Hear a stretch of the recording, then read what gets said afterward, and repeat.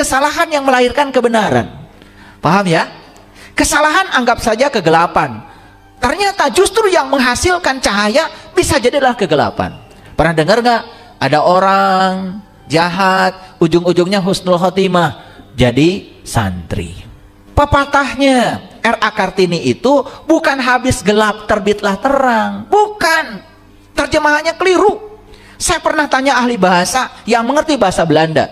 Ternyata yang benar itu adalah menyusuri kegelapan untuk mendapatkan terang. Yang datang ke sini mah yang sedang kacau rumah tangganya, kacau ekonominya. Gak usah cerita sama saya. Tahu? Dari ujung sini sampai ujung sana. Kenapa?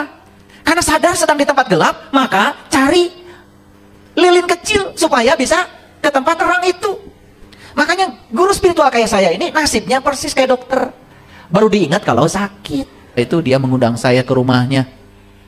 Dan saya kasih tahu. Keluarganya bilang, diapakan anak saya bisa berubah seperti ini? Saya kasih tahu. Saya hanya menerima dia apa adanya. Orang jahat hari ini masih punya masa depan. Orang suci hari ini pun mungkin pernah punya masa lalu. Jadi gak usah kecil hati kalau mau berubah. Energinya justru dia menjadi bagus. Daripada terus menerus terakumulasi, bisa jadi letupan gunung Merapi. Nah, kalau kita punya pengetahuan tuh begitu, semuanya menjadi baik-baik saja, semuanya menjadi luas.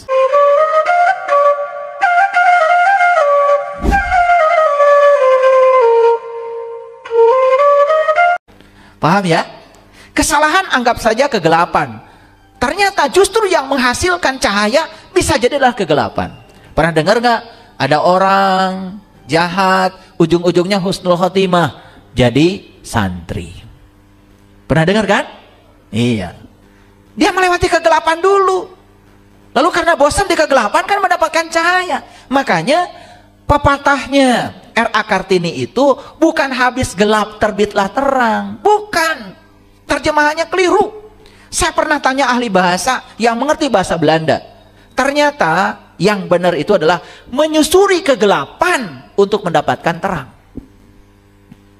Menyusuri kegelapan untuk mendapatkan terang, bukan habis gelap terbitlah terang. Itu terjemahannya menurut yang mengerti bahasa Belanda kurang tepat. Menyusuri kegelapan untuk mendapatkan terang. Nih contoh, harus dikasih contoh. Biasanya kalau nggak kasih contoh nggak ngerti. Ada orang rumah tangganya baik-baik saja. Bisa nggak dia jadi konsultan rumah tangga? Gak bisa. Tapi ada yang rumah tangganya ya mengalami goncangan. Betul nggak? Tapi dia bisa menyelamatkan rumah tangganya. Sampai dia keluar bisa menyelamatkan semua goncangan itu. Dia yang berhak menjadi konsultan rumah tangga. Dia telah melewati itu dan selamat. Paham? Gitu. Kalau mau belajar bisnis, jangan sama orang yang tidak pernah gagal. Belajar dari orang yang pernah gagal, sukses, gagal, sukses. Belajar sama dia. Di situ kita akan dapatkan pelajaran yang berharga. Kalian itu kadang-kadang salah.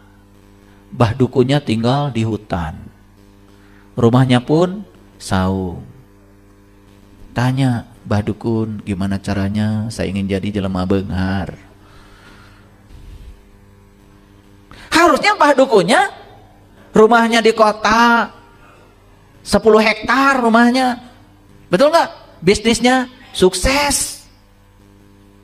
Rumahnya bagus. Nah, kalau dia minta nasihat untuk menjadi orang kaya sama orang itu kan waras. Kadang-kadang kita jadi tidak waras. Betul nggak? Nih ngerti apa tidak? Saya dulu pernah punya mobil, mobilnya bekas terus. Dia pergi sama anak istri saya mogok. Dia pergi sama anak istri saya mogok. Tapi saya sabar, saya tangkap pesannya. Pesannya adalah supaya saya pintar memperbaiki mobil. Kan gitu. Karena setiap ada kesulitan kan saya jadi mikir. Betul nggak? Iya. Dia pergi tuh mogok. Saya punya hardtop dulu, hardtop zaman lama. Ya. Lagi nanyak di nagrek, mogok. Ya Allah, udah. tenang aja. Dioprek semua sampai jalan lagi. Saya jadi pinter, lama-kelamaan saya punya bengkel. Oh, Allah mau nyuruh saya punya bengkel. Maka saya beli mobilnya bekas terus. Gitu. Setelah selesai masa itu, nggak ada lagi tuh. Saya nggak beli lagi mobil mogok itu. Sekarang dikasih mobilnya baru terus. Karena tugas saya udah berbeda. Kan sederhana, nggak ada yang buruk. Betul nggak? Makanya saya di perguruan tinggi ngajar termodinamika engineering. Ngajar mata kuliah termodinamika. Bagaimana mengubah solar menjadi usaha. Bagaimana mengubah bensin menjadi usaha. Itu kuliahnya. Bagaimana meningkatkan efisiensi mesin. Itu kuliahnya. Karena saya sudah ngalami, jadi cerita tuh nyata. Paham maksud saya? Nih, yang rumah tangganya sedang kisruh, tenang. Siapa tahu nanti mau jadi konsultan rumah tangga. Rek dibongharkeun tah. Da loba anu pabaliut rumah tanggana, betul? Makanya untuk menjadi pembahagia syaratnya satu, harus melewati jalan-jalan ketidakbahagiaan. Ulangi, takut nggak ngerti. Untuk menjadi pembahagia harus melewati jalan-jalan ketidakbahagiaan. Rekumaha ngomean batur lo bencan ngalaman. Maka teori gitu mau laku. Karena di Quran jelas orang beriman itu tidak boleh mengatakan sesuatu yang tidak dialami, tidak dirasakan, tidak dipahami. Jadi semua pengalaman itu hanya cara semesta untuk mencetak kita menjadi siapa. Paham sampai sini? Ini kan mengubah kegelapan menjadi cahaya judulnya. Ternyata semua kegelapan segelap apapun berevolusi menjadi cahaya. Yo, kesedihan betul nggak yang melahirkan kegembiraan? Betul nggak? Iraha gembira. Mun geus sedih. Betul nggak? Oke. Kegagalan melahirkan keberhasilan. Setuju? Jadi jangan menganggap remeh pada masa lalu kita. Masa lalu seburuk apapun itu yang telah berjasa mengantarkan kita ke masa kini. Nah, dinilai baik dan buruk oleh siapa? Pikiran. Lagi-lagi pikiran teh dikasih nutrisi yang bagus supaya cerdas. Makanya orang yang pikirannya sempit, aduh, boro-boro nu alus, boro-boro nu goreng, nu alus kecek maneh nama goreng. Sok lah, ngomong dengan yang sudut pandangnya sempit. Diajak usaha, aduh, eta geus loba usaha nu kitu. Ya? Diajak usaha, sieun teu payu. Makanya orang yang semacam ini, ya, tidak akan mengalami hari kebangkitan. Tidak akan mengalami kesadaran. Oke. Betul nggak ibu bapak? Ketidaksabaran yang melahirkan kesabaran. Sok, ari diajar sabar kasaha. Kanu teu sabar. Jadi kalau di rumah ada orang yang tidak sabar, pandang dia guru kita untuk meningkatkan kesabaran. Jangan ditolak. Hese yang guru nu kitu teh. Nah, karena salah menempatkan dianggap sebagai musuh. Betul nggak? Cing, mana teh gede amak wae. Bukan gitu caranya. Keun we eta mah da memang watakna tukang amak. Nu penting mah urang ulah ka bawa amak gitu. Tempatkan guru, mahal. Teu kudu mayar. Betul apa tidak? Kan sakola mah sakola mah teu aya nu gratis, mayar. Ieu mah aya guru ketidaksabaran, yaitu orang yang tidak sabar. Sakasur. Teu kudu mayar. Betul nggak kebencian yang melahirkan kasih sayang? Ibu bapak, kalau kita bager baik sama orang yang baik sama kita, eta mah biasa, teu kudu dibahas.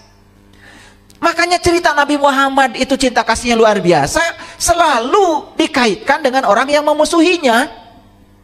Betul nggak? Segitu besarnya hujatan, sebegitu besarnya umpatan beliau kepada ya orang-orang itu kepada Nabi Muhammad. Beliau cuman Allahumma hdi qaumi fa innahum la ya'lamun. Tuhan, dia melakukan itu padaku karena mereka belum tahu. Tidak tahu mutiara yang aku bagikan ini. Jadi tidak menghukum orang yang tidak tahu dan tidak memusuhi orang yang tidak tahu. Didoakan supaya mereka dapat petunjuk. Makanya saya juga ingin berdoa nih untuk orang-orang yang tidak tahu tetapi keburu menghujat, kita doakan semoga mereka suatu saat dapat hidayah. Gitu. Nggak usah dilawan. Kasihan. Ya. Kalau orang bodoh itu cuma satu, diterima. Kasihan, belum pernah pintar. Nah kalau yang pintar kan pernah bodoh. Betul apa tidak? Ya, makanya tidak usah melayani orang-orang yang pikirannya jelek. Capek. Dah, tegak lurus saja di jalan kita. Selama kita niatnya bagus, selama didasari cinta kasih, menebarkan cinta kasih, ulas asih pada semesta, yuk jalan. Gak usah takut. Ya, yang enak akan ditinggalkan dalam hidup, yang tidak enak akan ditinggalkan. Yang dibawa adalah pesan yang kita tangkap dari yang enak maupun yang tidak enak. Nah itu kebijaksanaan tuh di situ. Betul nggak kekerasan yang melahirkan kelembutan? Oke. Jadi semua akan berevolusi, ya. Semua kegelapan akan berevolusi.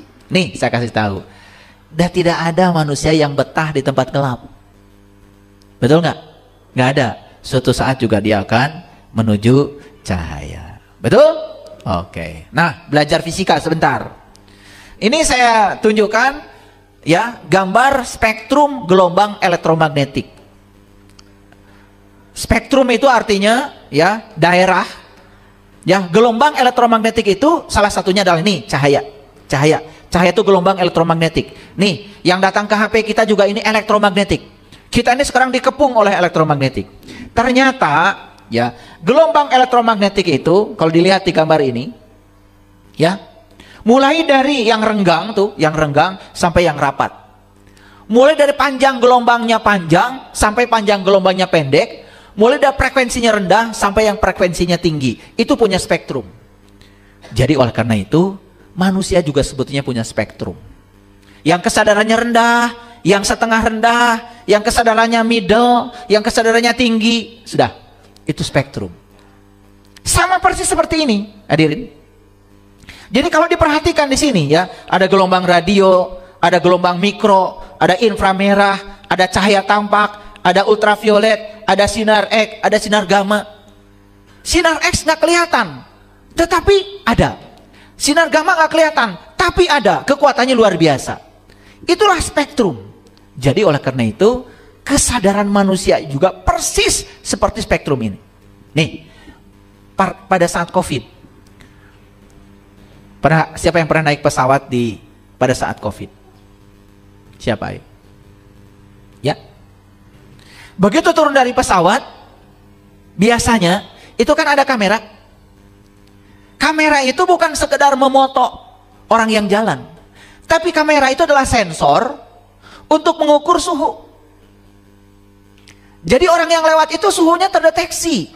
Yang suhunya lewat 39 derajat Celcius pasti dikarantina. Padahal tidak diukur satu-satu. Gimana caranya? Ternyata begitu suhu tubuh kita berubah, maka gelombang elektromagnetik yang dipancarkan oleh tubuh kita juga berubah. Makanya kalau lihat orang gampang. Sebetulnya orang ini lagi sedih, lagi bingung, lagi happy. Gelombang elektromagnetik yang dipancarkannya itu sangat terasa. Dan tidak bisa bersandiwara. Betul apa tidak? Nah itulah latihan kita belajar empati. Belajar empati. Cahaya saja ada yang tampak, ada yang tidak tampak. Sama. Manusia pun ada yang gelap, ada yang setengah terang, ada yang terang sekali. Tapi semua sedang berevolusi menuju cahaya. Hanya soal waktu. Hanya soal waktu. Oke. Ini foto apa? Akar. Akar tumbuh di tempat terang atau di tempat gelap? Ulangi ini kok aneh. Akar tumbuh di tempat terang atau di tempat gelap? Di tempat gelap. Justru akar itu kalau dicabut di tempat terang gak tumbuh. Ini pelajaran dari alam yang begitu luar biasa. Terkadang kita ini tidak tumbuh kesadarannya kalau di tempat terang terus. Jadi kata Allah, sesekali kamu harus lewat tempat gelap. Justru di kegelapan kesadaranmu tumbuh. Nih saya kasih tahu ya, di kelas spiritual seperti ini jarang orang yang sedang berada di tempat terang datang ke sini. Yang datang ke sini mah yang sedang kacau rumah tangganya, kacau ekonominya. Gak usah cerita sama saya. Tahu. Dari ujung sini sampai ujung sana. Kenapa? Karena sadar sedang di tempat gelap, maka cari lilin kecil supaya bisa ke tempat terang itu. Makanya guru spiritual kayak saya ini nasibnya persis kayak dokter. Baru diingat kalau sakit. Iya. Makanya ada yang bilang sama saya, ayah lagi ngebangun. Iya. Perlu dana banyak ya? Iya. Saya sedang membangun peradaban. Coba ya ketemu ayah tuh dulu waktu saya sedang jaya-jayanya. Wal panggil jeung urang mana? Geus tong ngalamun. Yang mengantarkan kamu ke saya itu karena kamu bangkrut. Teu bangkrut mah moal panggih. Udah mulai di dia can bangkrut mah. Betul nggak? Itulah yang dimaksud akar selalu tumbuh di tempat gelap. Geus karasa awak loba panyakit sakedeung deui paeh kakara ingat guru. Sieun teu bisa balik kan gitu. Betul nggak? Can gering mah loba keneh duit. Keun we. Keun. Tong digeureuh-geureuh. Karena apa? Semua kegelapan akan berevolusi menuju cahaya. Hanya soal waktu. Paham maksud saya? Ya, saya cuman apa ya? Biar aku terumasa gitu. Ya, masa nggak ngerasa? Betul nggak? Iya. Makanya akar selalu tumbuh di tempat gelap. Makanya jangan melawan kegelapan. Gelap itu mitranya cahaya. Jangan dilawan. Ya. Nah, orang belajar spiritual itu sebetulnya begitu. Lihat ini. Foto apa ini? Foto alam semesta. Siang apa malam? Malam. Indah apa tidak? Kenapa indah? Karena malam. Betul nggak? Kenapa indah? Karena gelap. Makanya kalau nyepi di Bali, saya selalu pergi ke Bali. Kenapa? Bahkan ada yang bilang saya aneh kok nyepi malah pergi ke Bali. Saya bukan mau jadi orang Bali. Saya senang dengan suasana Bali pada saat nyepi. Jadi kalau di Bali nyepi itu kan semua lampu nggak ada tuh, gelap. Pada saat gelap semuanya, semua rasi bintang di langit itu kelihatan jelas sekali. Itu, melihat langit itu saya nangis. Kan nggak ada polusi cahaya, tidak ada polusi cahaya. Itu senangnya saya ke Bali, bukan apa-apa. Karena apa? Cari suasana itu. Di mana lampu semuanya gelap, gak ada kecuali di sana. Ya. Nah, karena kita bisa melihat cahaya yang terang justru pada saat gelap datang. Betul? Oke. Jadi kalau begitu, kegelapan itu spektrumnya luas? Luas. Kalau gitu cahaya spektrumnya luas? Luas. Oleh karena itu, yang masih gelap gak usah kecil hati. Yang sudah di tempat terang juga jangan sombong. Karena terang itu spektrumnya luas. Kamu sudah terang, ada yang lebih terang lagi loh. Gitu. Kamu di tempat gelap, ada yang lebih gelap lagi. Jadi spektrumnya sangat luas. Tapi yang paling penting, ya 3 ilmunya. 1, mulailah dari mana kamu berada sekarang. 2, gunakan apa yang kamu miliki saat ini. 3, lakukan yang bisa kamu lakukan saat ini. Transisikan dirimu dari kegelapan menuju cahaya. Sampai di mana? Sesampainya saja. Sebisanya saja. Yang paling penting, tong poek teuing atuh. Paham ya? Ya? Oke. Tidak ada yang kekal dalam kegelapan. Semua akan berevolusi menjadi cahaya. Setuju? Tidak ada yang kekal dalam kegelapan. Yang penting miliki keyakinan bahwa di ujung terowongan pasti terang. Yang penting yuk bergerak ke ujung. Jangan di dalam terowongan terus. Bergerak ke ujung. Di ujung terowongan ada cahaya. Pasti. Miliki keyakinan itu. Kalau hari ini sholat kita masih masih ingat kemana-mana, jalan-jalan kemana-mana, miliki keyakinan, suatu saat saya bisa sholat mengingat Allah. Miliki keyakinan, miliki semangat. Kalau hari ini spiritual kita masih naik turun, udah nggak apa-apa. Miliki keyakinan, suatu saat saya akan istiqomah, akan sakinah.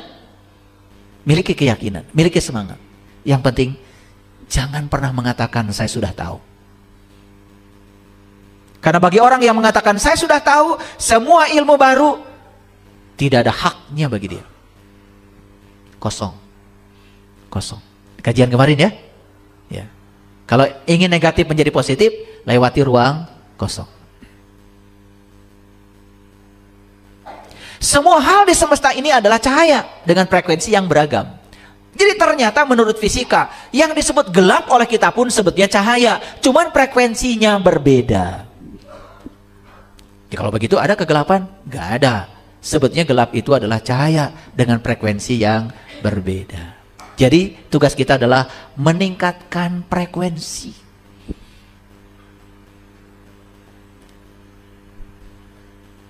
Semua yang ada di neraka pada saatnya akan masuk surga. Kan begitu keyakinan kita. Betul nggak? Neraka itu tidak abadi. Karena semua yang di neraka katanya akan masuk ke surga. Piraku atau betah wae didinya. Betul nggak? Tapi surga juga kan macam-macam. Neraka juga spektrumnya luas. Surga juga spektrumnya luas. Betul? Iya, ada ampernya. Betul nggak? Gitu. Ya terserah kita, itu pilihan kita. Kita mau dipantaskan di mana? Silahkan. Sebetulnya Allah sudah membuka keran seluas-luasnya untuk semua orang tanpa batas. Mulai mengerti sekarang? Oke. Jadi hanya di dalam kegelapan kita dapat melihat bintang-bintang. Setuju? Setuju?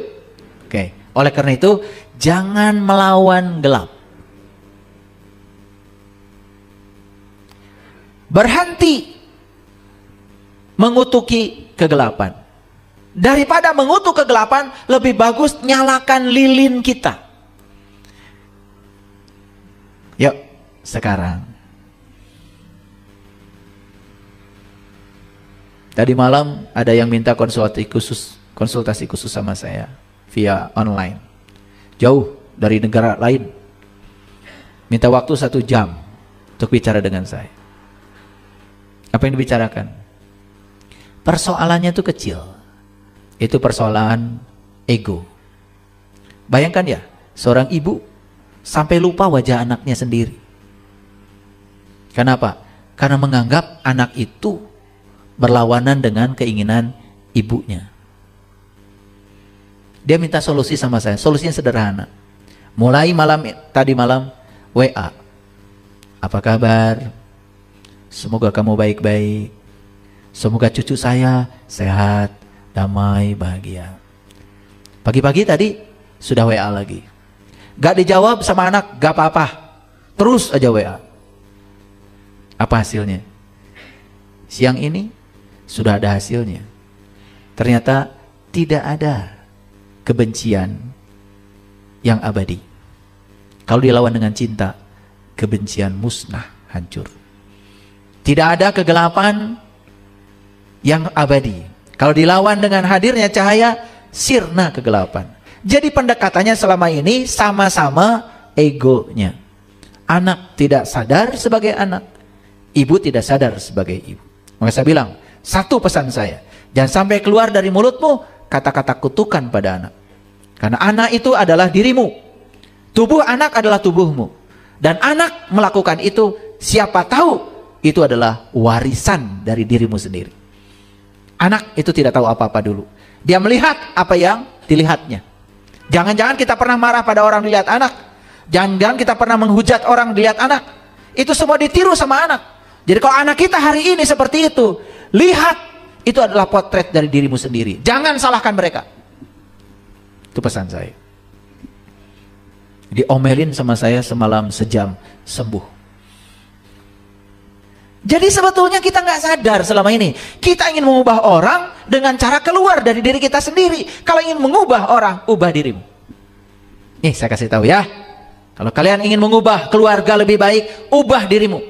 Jangan ubah pasanganmu, jangan ubah anak-anakmu, ubah dirimu. Kalau selama ini tidak ada pelukan pada anak peluk, maaf, saya anak yang sudah menikah pun yang paling besar, kalau ketemu saya pasti pelukan. Bukan hanya cium, kiri-kiri, dia peluk, dan saya peluk. Dengan begitu mereka merasakan kita ada, kedamaian, cinta kasih kita. Tidak ada kebencian yang abadi, kecuali kalau kita melawan kebencian itu dengan kebencian. Kalau kita hadirkan cahaya, hadirkan cinta, gak ada yang. Batu sekeras apapun, kalau terus menerus didatangkan air, walaupun satu tetes, lama kelamaan hancur itu batu. Pendekatan kita yang harus diubah.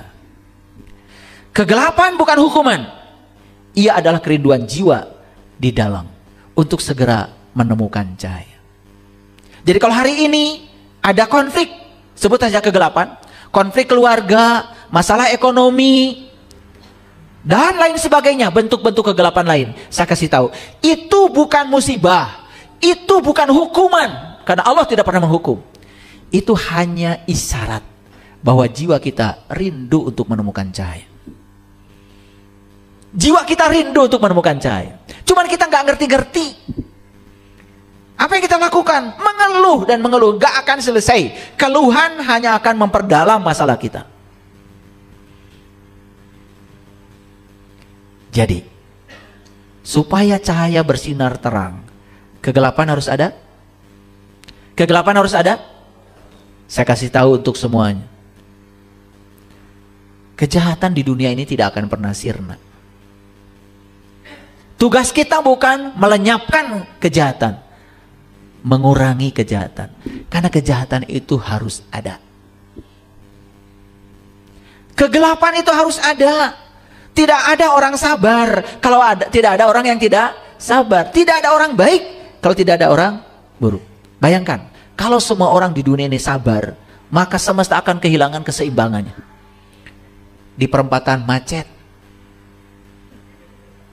mangga tipayun, tuh sabar sadayana. Betul apa tidak? Ya udah, nikmati aja semua yang ada sebagai kesempurnaan. Kesempurnaan bukan terletak pada objeknya, kesempurnaan terletak pada cara kita memandang sesuatu dengan sempurna. Itulah kesempurnaan. Paham ya? Kalau semua orang di semesta ini jadi orang beriman, semesta juga akan kehilangan keseimbangannya. Maka Allah tidak melakukannya. Dan Allah mengatakan, kalau aku mau, aku jadikan semua orang beriman. Itu hal yang mudah bagiku. Jadi, seperti inilah kehidupan. Inilah kesempurnaan. Yuk, kalau semua orang jadi orang kaya, susah nggak? Susah nggak? Ya, siapa yang mau nembok? Jadi orang kaya bikin gedung 10 lantai, nembok sorangan. Betul nggak? Betul? Oke, ya, jangan melawan hukum alam. Orang cerdas berdiri dalam gelap, sehingga mereka bisa melihat sesuatu yang tak bisa dilihat orang lain. Kadang-kadang orang yang cerdas itu harus berdiri di tempat gelap. Untuk apa? Untuk bisa melihat sesuatu yang tidak bisa dilihat oleh orang lain. Nih ya, saya kasih tahu. Banyak orang yang saya sadarkan di kehidupan ini, ketika saya masuk dulu ke dunianya dia, masuk ke pikirannya dia, bukan dihukumi. Ternyata begitu sudah terbeli hatinya, mengubah orang itu begitu mudah. Kan dia percaya kepada saya, dan saya mengubah orang dengan cara dia tidak merasa sedang diubah, tahu-tahu berubah. Karena kalau kita mengubah orang dengan cara dia sendiri sadar kalau sedang diubah, bisa memberikan perlawanan. Betul apa tidak? Iya. Makanya ngaji untuk anak muda kadang-kadang tidak di masjid, saya di kafe, karena mereka senangnya kafe. Gak apa-apa, apa salahnya ngaji di kafe? Yang penting kan berubah, betul nggak? Kita masuk saja ke dunia mereka, kan tidak ada yang salah, betul nggak? Gitu, daripada diajak ke sini, dipaksa juga nggak bisa, kita yang datang. Itu maksud saya. Ya. Ketika dilanda kegelapan, beranilah menjadi orang pertama yang menyinari. Nih, saya kasih tahu. Di rumah sedang ada masalah. Semua tidak sadar. Semua marah. Semua kesal. Tambah gelap tuh rumah. Makanya ketika ada kegelapan, coba, jadilah orang pertama yang berani menyinari. Satu sinar kecil aja datang dari satu orang, sudah mulai berubah tuh. Kemarahan bisa berubah menjadi cinta kasih. Nah, ini saya kasih tahu. Kebanyakan kan gak begitu. Betul gak? Ketika ada kegelapan di satu rumah, maka semua ikut gelap. Betul? Semua ikut marah. Semua ikut kesal. Semua melampiaskan kekesalannya. Gak ada yang sadar satupun. Makanya saya kasih tahu sekarang, bila ada kegelapan dimanapun, coba kita jadi orang pertama yang berani menyalakan cahaya. Eta yang dimaksud oleh orang Sunda, nyaangan kanu poekeun teh. Ya, hidup kita akan memiliki nilai kalau kita bisa menerangi orang yang dalam kegelapan. Tak ada yang muncul setelah kegelapan kecuali cahaya. Tak ada yang muncul setelah kesedihan selain kebahagiaan. Karena Nabi Muhammad itu dalam sebuah hadis berbicara seperti ini. Kalau hari ini kamu sedang berlimpah, segalanya ada, hati-hati, karena di depanmu ada saat kamu tidak ada. Kalau kamu hari ini sedang tidak ada, berbahagialah katanya. Karena di depanmu ada saat kamu akan ada. Asal kamu menjemputnya. Keren gak pepatah itu? Ya, cuman kita ini ya sadarnya kadang-kadang kalau lagi di sini aja. Makanya di depan saya tidak pakai batas suci. Supaya sadarnya keluar dari sini tetap. Kalau pakai batas suci khawatir. Di sini suci, di sana kotor lagi. Makanya nggak pakai batas di sana. Hanya masjid ini saya kira yang tidak pakai batas suci. Nggak ada tulisan batas suci. Karena saya berharap sucinya terus. Sadarnya terus. Di sini dan seterusnya. Ya. Kita boleh takut saat melewati kegelapan. Ketika ada penderitaan, ada kesusahan. Kadang-kadang di sini ada rasa takut kan? Betul nggak? Iya. Kita boleh takut saat melewati kegelapan. Tetapi kalau kita tidak mau melewatinya, kita tak akan pernah sampai pada cahaya yang kita inginkan. Kalau gitu, kegelapan itu harus dilewati. Betul nggak? Sama seperti tadi cerita sumur bor itu. Betul nggak? Ketika sekian meter ada batu, berhenti. Dapat air nggak? Nggak. Ketika dalam kegelapan kita berhenti, dapat cahaya nggak? Nah, kita ini sering berhenti. Tidak cocok dengan pasangan, sudah stop sampai di sini. Wah, padahal selangkah lagi kamu akan menemukan kebahagiaan. Yang sudah, gak apa-apa, gak usah disesali. Ya, coba seperti menggali sumur, terus saja. Sabar, sadar, sabar, sadar. Kenapa? Hukumnya sederhana. Kalau kita tidak bisa menerima yang tidak kita inginkan saat ini, yang tidak diinginkan itu akan datang lagi, datang lagi, datang lagi, dan lagi. Hati-hati ya. Dan kita tidak akan pernah jauh dari situ. Makanya masalah kita kan suka itu-itu saja. Betul nggak? Karena setiap ada masalah dihindari. Setiap ada masalah dihindari. Maka kita akan ketemu dengan masalah yang serupa. Itu pesannya tidak bisa kita tangkap. Oke? Hanya ada dua cara untuk menyebarkan cahaya. Satu, jadi lilin. Dua, jadi cermin. Pilih mana? Jadi lilin atau jadi cermin?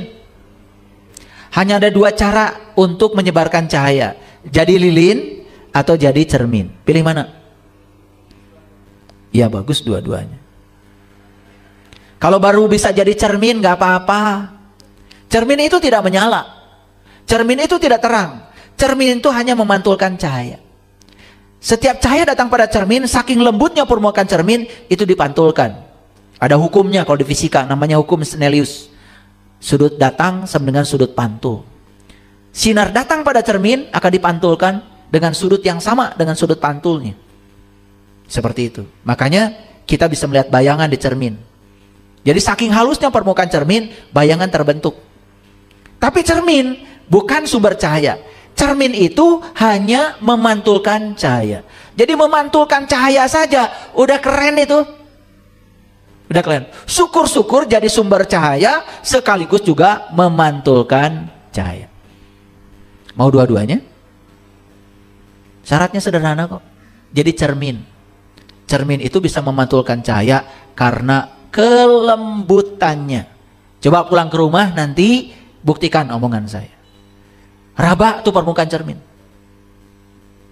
Lembut sekali. Nah karena kelembutannya dia memantulkan cahaya. Batu bisa memantulkan cahaya. Kenapa? Kasar. Tapi kalau batu dilembutkan, digosok, tuh kayak cincinmu itu, bisa memantulkan cahaya. Betul nggak? Kadang-kadang bapak-bapak ngorok jenggot pakai batu ali aja. Ngorok jenggot. Karena nggak ada cermin. Jadi sesuatu yang kasar bisa menjadi memantulkan kalau sudah jadi lembut. Ini pengumuman dari saya. Sepanjang kalian masih kasar, jadi cermin pun tidak bisa memantulkan. Yang kasar itu malah menyerap cahaya. Tahu nggak ciri orang yang masih kasar? Tahu apa tidak? Kalau nggak saya kasih tahu.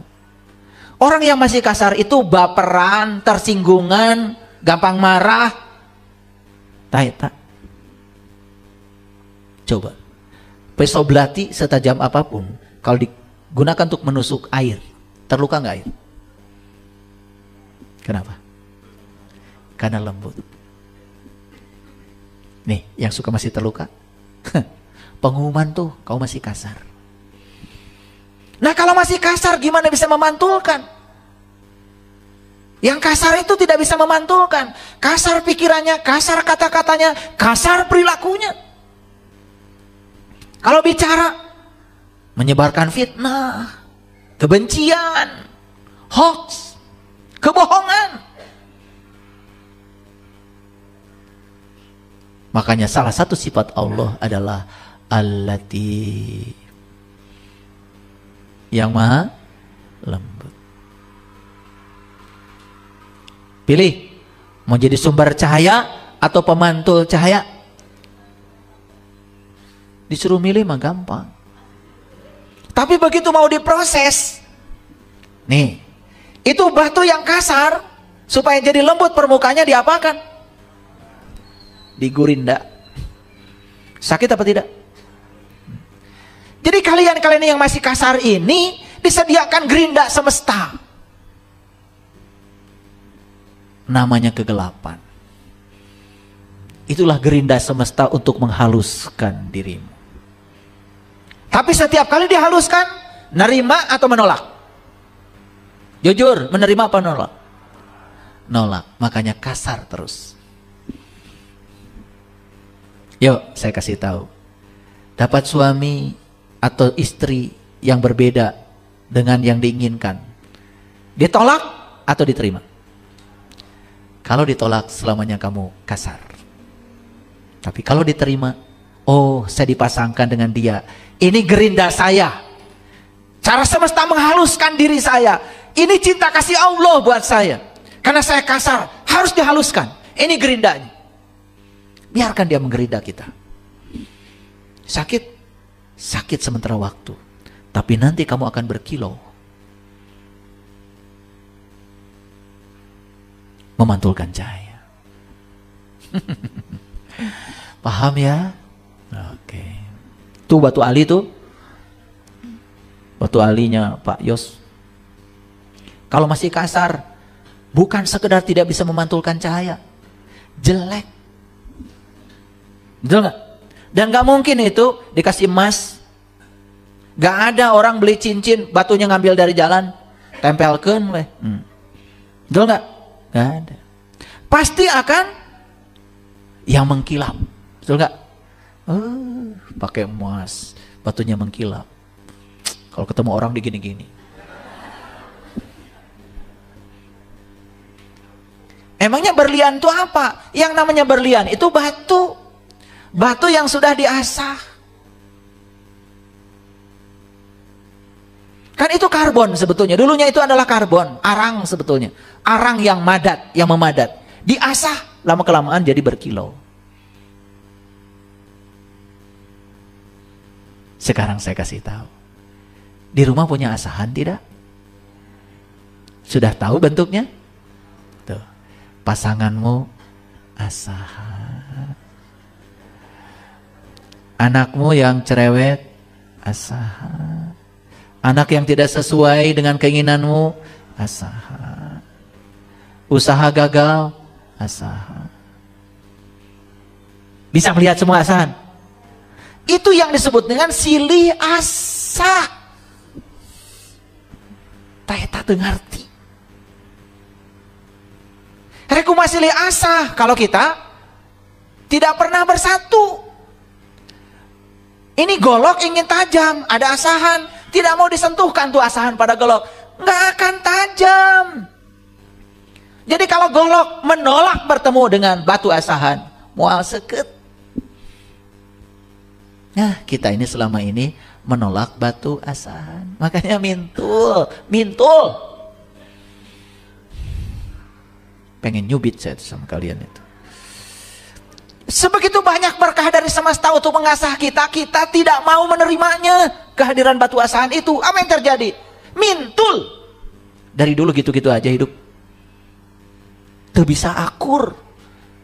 Ya Allah. Rek akur jeung nu salemur kumaha. Nu sakasur wae teu akur. Jangan mimpi menjadi sumber cahaya, sumber cinta. Bohong.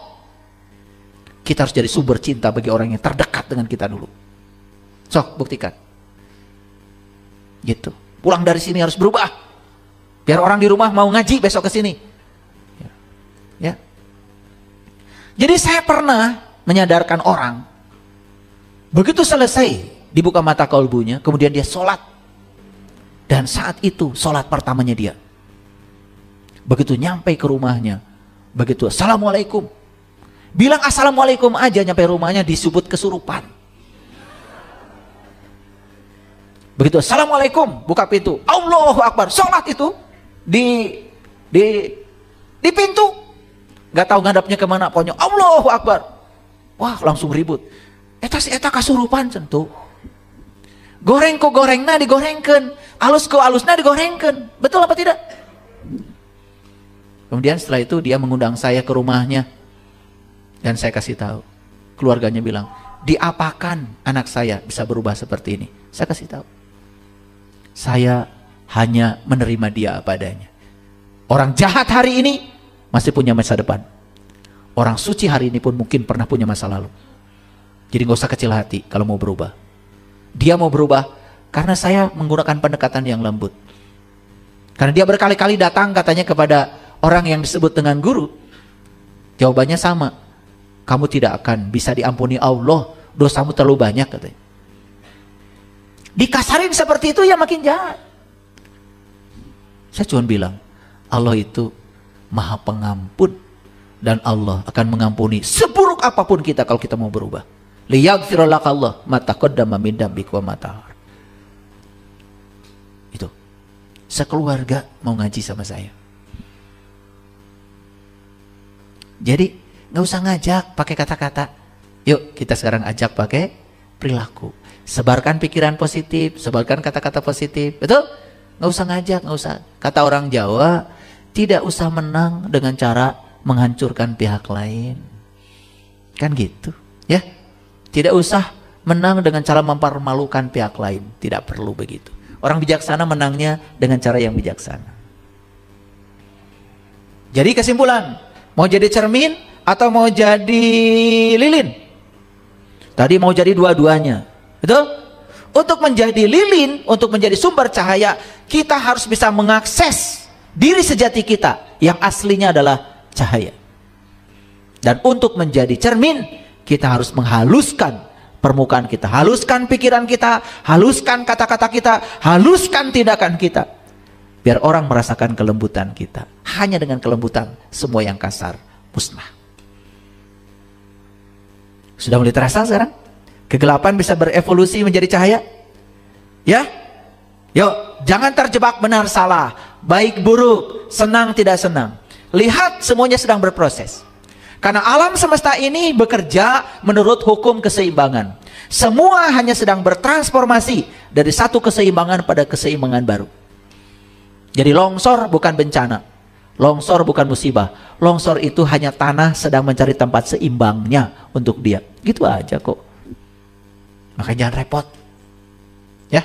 Gempa bukan bencana, gempa bukan musibah. Gempa itu karena ada energi yang terakumulasi di bumi, dia sedang mencari untuk menyalurkan energinya. Jadi dengan disalurkan energinya, justru jadi bagus. Daripada terus-menerus terakumulasi, bisa jadi letupan Gunung Merapi. Nah, kalau kita punya pengetahuan tuh begitu, semuanya menjadi baik-baik saja, semuanya menjadi luas. Ya? Oke. Sesungguhnya para pejuang tidak akan pernah merugi. Tidak mengenal kata henti. Tiap peluhnya akan menjadi mutiara, air matanya akan menjadi cahaya. Yuk, ibu bapak, kita ubah keringat kita dengan air mata kita menjadi cahaya. Hari ini air mata, besok harus jadi cahaya. Hari ini keringat, bau, besok harus jadi cahaya. Tahu caranya? Jangan berhenti terus. Coba, kalau saya gali sumur, bukan sumur bor ya, sumur yang digali kayak dulu tuh, zaman dulu. Kira-kira tubuh saya akan kotor nggak kalau gali sumur? Kotor. Terus saya gali, tambah kotor nggak? Tambah kotor. Kapan tubuh saya akan bersih? Kalau sudah sampai pada airnya. Nah, kita ini kadang-kadang belajar kayak gitu. Baru belajar sebentar, ya kotor dulu. Kotor dulu. Makanya ketika belajar tauhid, yang ada pertama kali adalah keraguan. Makanya jangan ragu, terus belajar, terus belajar. Kalau berhenti di keraguan itu, pindah lagi, ragu lagi, pindah. Mual beres. Maka di Quran dikatakan, wa allawis taqomu ala tariqat la asqainahu ma'an godako. Siapa yang teguh pendirian dalam satu jalan, dia akan meminum hikmahnya. Jadi kita tidak akan sampai pada air kalau berhenti saat tubuh kotor. Memang berjalan ke dalam itu akan kotor-kotoran dulu. Dihujat orang, diasingkan sama orang. Tenang, tenang. Nanti juga akan sampai pada pusatnya kesadaran. Di situ kita akan memancarkan cahaya bening, suci, bersih, indah, mulia.